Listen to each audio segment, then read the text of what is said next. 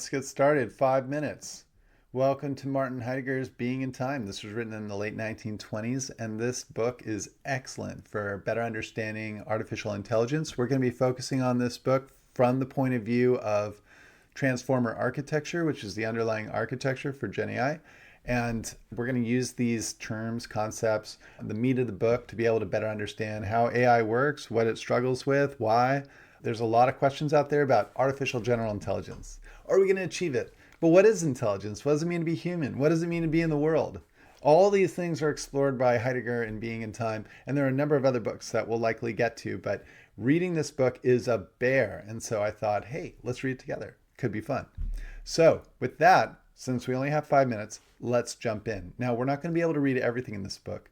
By the way, I'm not a philosopher, and I'm also not an AI researcher. I'm an applied scientist, a data scientist, and I love philosophy. So I speak a little bit of both languages, and so I'll essentially be that cross-functional person that'll be able to help you through this book. Can you get better resources somewhere else? Absolutely. But there aren't a lot of people that know transformer architecture that have read Being in Time. So let's jump in. We're going to start with the table of contents. And I'm just going to point out right away, we're not going to read this introduction. It's a great place to start if you're well steeped in philosophical traditions and you want to understand, hey, why is Heidegger so concerned about being? Because we're interested in AI, we're concerned with being too.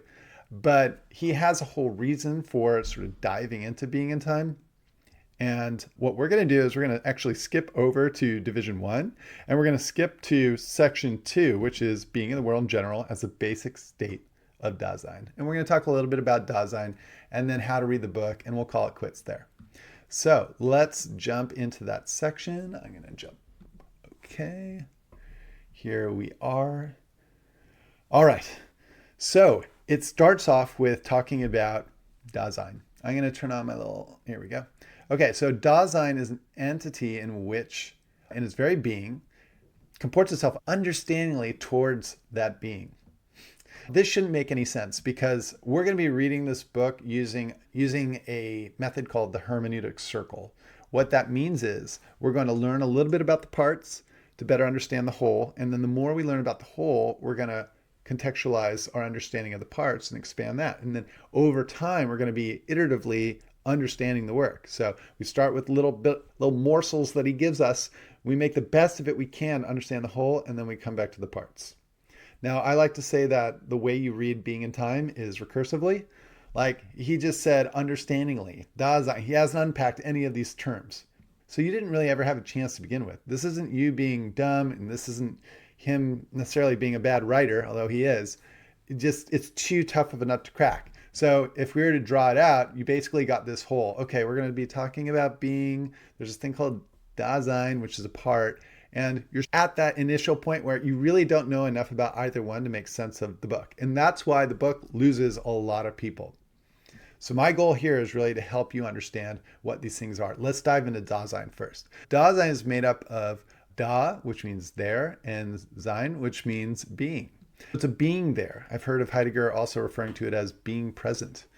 Being there refers to there, and there is essentially, let's put it this way. I want to give you an example. We'll do this with each of our readings. Let's say you wake up in the morning, you didn't dream, you woke up in the morning, oh my God, I overslept, I missed my alarm, I'm late for work. You're in this really high dimensional situation.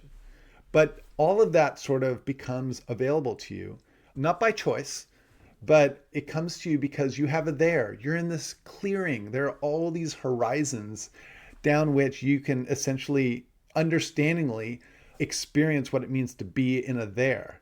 There's this Korean term called yoyu, which means spaciousness.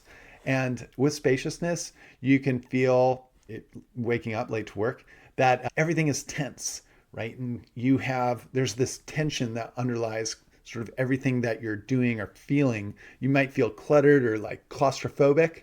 You can only feel those ways. You can only feel spaciousness or lack thereof if there's space.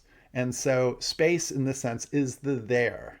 And it's not the couch, it's not the chair. There's no way to really communicate exactly what it feels like to have overslept. Oh, you know what? That's time, 5 minutes.